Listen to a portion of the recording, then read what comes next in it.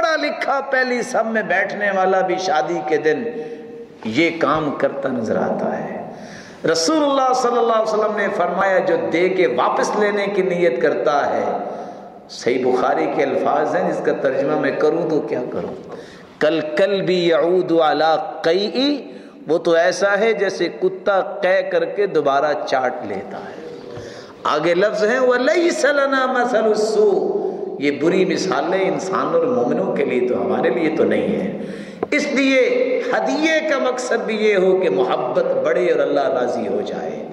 اللہ مالک الملک ہم سب کو دینی مزاج سمجھنے کی توفیق عطا فرمائے۔ آخری بات، اگر کچھ بھی انسان کے پاس ہمت طاقت نہیں تو اس زبان کو حرکت تو دے ہی سکتا ہے۔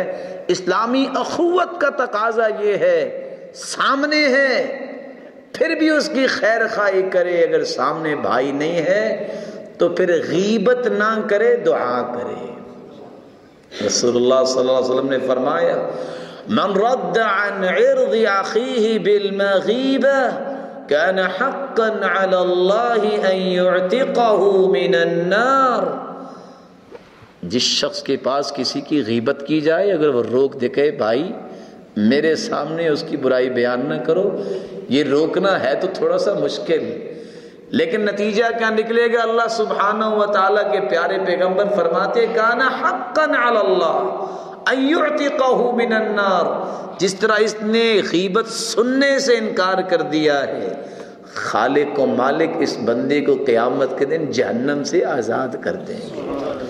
رسول اللہ صلی اللہ علیہ وسلم نے فرمایا دعوت المرء المسلم بظہر الغیب مستجابہ، جب انسان کسی بھائی کے لیے دعا کرتا ہے خالق و مالک قبول فرما لیتے ہیں۔ عند رأسہ ملک موکل، جب دعا کرتا ہے تو آسمان سے ایک فرشتہ موکل آ جاتا ہے جس کو مقرر کیا جاتا ہے۔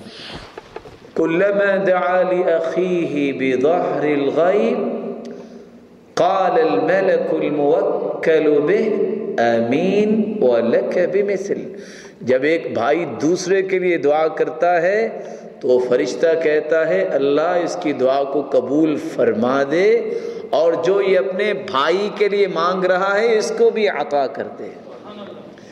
رسول اللہ صلی اللہ علیہ وآلہ وسلم نے یہ بات سمجھائی ہے، اللہ ہمیں اس کو سمجھنے کی توفیق عطا فرمائے۔ ایک دوسرے کے لیے دعائیں کرنا یہ مزاج بنانا چاہیے۔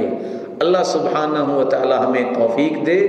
اور اللہ کے رسول صلی اللہ علیہ وسلم نے ایک پروجیکٹ پیش کیا ہے، آپ میں سے بھی ماشاءاللہ تاجر حضرات بیٹھے ہیں، لیکن ایک سوال کر لیتا ہوں، کوئی ایسا بگ پروجیکٹ ہے دنیا میں جس کا ایک دن میں کوئی 1.5 ارب روپے پروفٹ آ سکے؟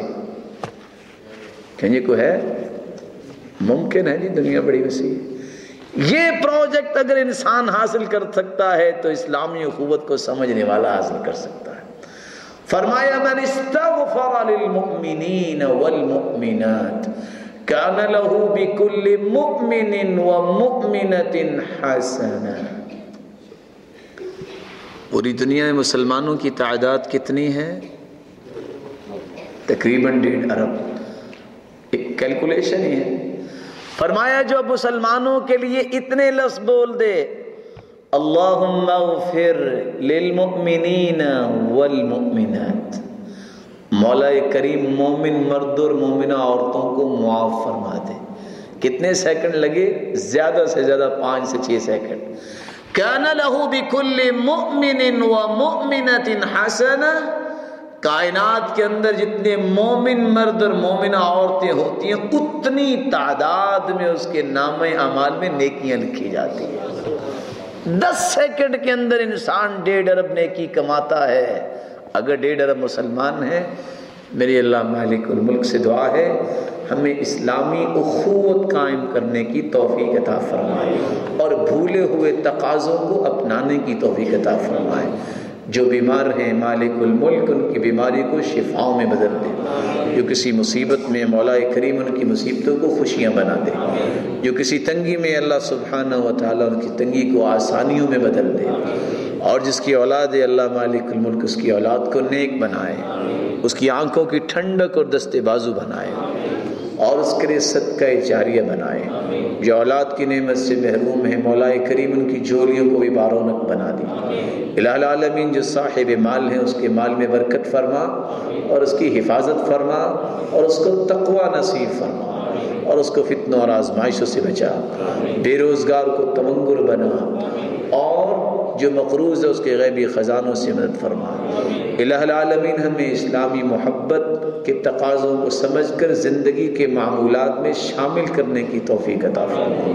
ہمیں جب تک رکھنا ایمان سے رکھنا، جب بلانا تو ایمان کی خوبصورت کیفیت میں بلانا، جس طرح آج اے اللہ تیرے گھر میں جمع ہیں ہمیں اپنی جنت میں بھی جمع فرمانا۔ اقول ما تسمعون واستغفر الله العظيم الجليل لي ولكم ولسائر المسلمين من كل ذنب فاستغفروه انه هو الغفور الرحيم۔